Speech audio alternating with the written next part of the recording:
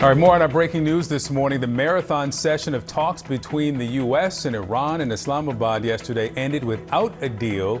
In the end, Vice President J.D. Vance said nuclear development remained a sticking point. Joining me now to discuss is WABE and NPR politics reporter Raul Bali, special counsel for Georgia trial attorneys Cody Randall, and senior editor at Bossip, Jason Lee. Welcome to you all. And let's start here with what is next. The president told the New York Post on Friday that if there is no deal, this is what he said, we're loading up the ships with the best weapons ever made, even at a higher level than we used to do a complete decimation.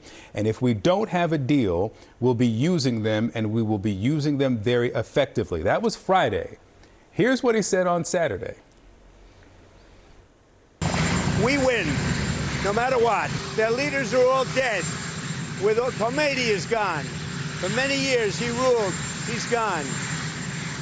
With all of that, let's see what happens. But from my standpoint, I don't care. So we're using the weapons. I don't care. We'll see what happens. What does it mean at home not to get a deal? I think my biggest question is when. What's this time frame? What does this look like? When you've got the ceasefire, how long does that hold before all of this happens and kind of all of it goes down? I think that's my biggest question is when does this happen? Do we start getting a deadline from the president that this is when it's going to happen? That's what I'm watching for. Well, I saw deadlines, and they passed, and they went, and they came, and they went, and nothing came of them. There was supposed to be a ceasefire that lasted like 18 minutes, and then it kept going. At a certain point, we have to realize that we can't keep starting wars in the Middle East every 10 to 15 years and then running them for 10 years. If we keep going the way we're going and we don't get some kind of a deal, we're going to be doing Iraq and Afghanistan, and they're all going to start looking like Vietnam. We can't keep doing this for the next 20 years. Yeah. On the latest episode of Invincible, there was a fight between two characters. And Invincible had his hands wrapped around the neck of his enemy. And regardless of how bad the fighting got, regardless of how much harm he took, how much damage he took, he kept his hands around the enemy's neck. And that appears to be what's going to happen in this situation. Iran has no reason to let go. I don't see what the off-ramp is for Trump or the administration to get a ceasefire or get a deal done. Yeah. The top story, obviously, as this war has continued, has been what is happening in Iran. How does this war end? But the First Lady has introduced something that Congress will be certainly asked about when they return this week. And here it is. I call on Congress to provide the women who have been victimized by Epstein with a public hearing specifically centered around the survivors. Give these victims their opportunity to testify under oath in front of Congress with the power of sworn testimony. So when she said that this week, the question was, why is this coming out now? Why is she denying the connection to Jeffrey Epstein? No one has said that she's done anything wrong or illegal. Do you think Congress takes up that call? The Republicans hear the First Lady and have to do something? I think they do. I think they're going to do something. And again, I still think we're asking the question, why? Is there another story coming out, another shoe that's going to drop on this? I think you would see. I have not talked to any politicians yet about what their thinking on this is, but I think you'd see something. Do you think it changes the equation legally at all? Because we heard from Todd Blanche that Epstein was the story of 2025. It should not be the story of 2026. It's going to be the story of 2026 and 2027 and 2028, and it's going to be the story until we're holding these people accountable. As far as why she made her statement, we all know it's a pre-buttal. She's trying to get in front of something. Nobody just comes out and makes a statement like that and changes their positions. You have her husband, the president, saying, let's stop talking about it, and then she makes a unprovoked announcement about let's keep talking about it. I think something does come of it. I think that when they passed the Transparency Act and you had like a vote between both houses, and I think only 2 people objected to the entire vote, and that was in Congress, and then they forced the release of the files. I think everyone's on the same page here. We don't care who's in there or what's in there, who it's good and who's it's bad for. We have to get the information out there and find out what's going on.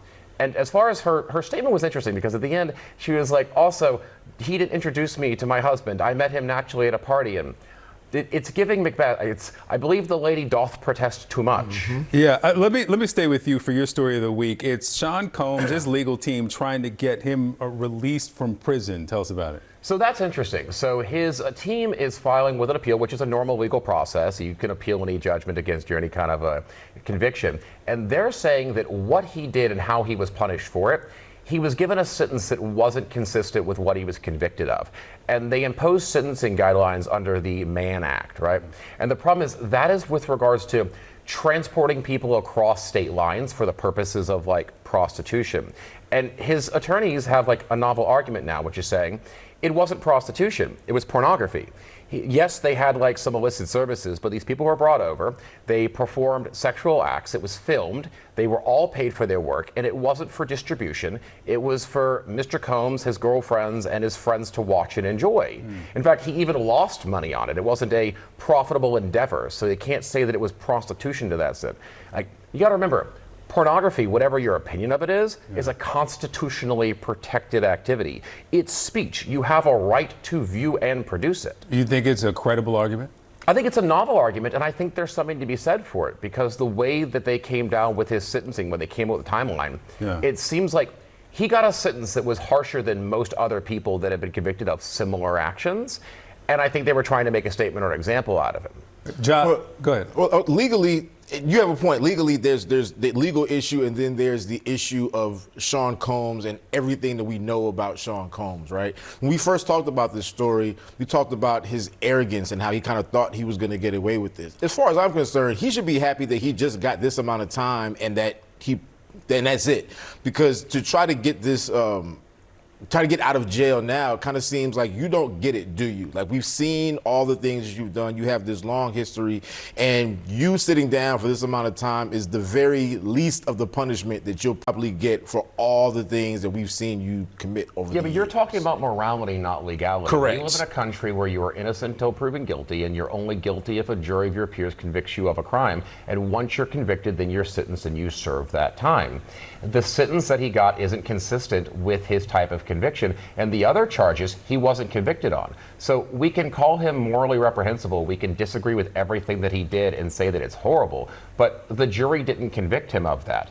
And if his sentence isn't accurate and they're imposing stricter guidelines based upon things that he was acquitted from, it's improper. Like, yes, did he do other things? Sure. Convicted? No. What he was convicted of, I mean, essentially was pornography. Let's press pause here. Everybody stay with us, because we got more to talk about when we come back. After years of struggling, movie theaters making a comeback. We'll tell you what's driving that trend. And if you're heading out, remember, you can stream our show from anywhere in the U.S.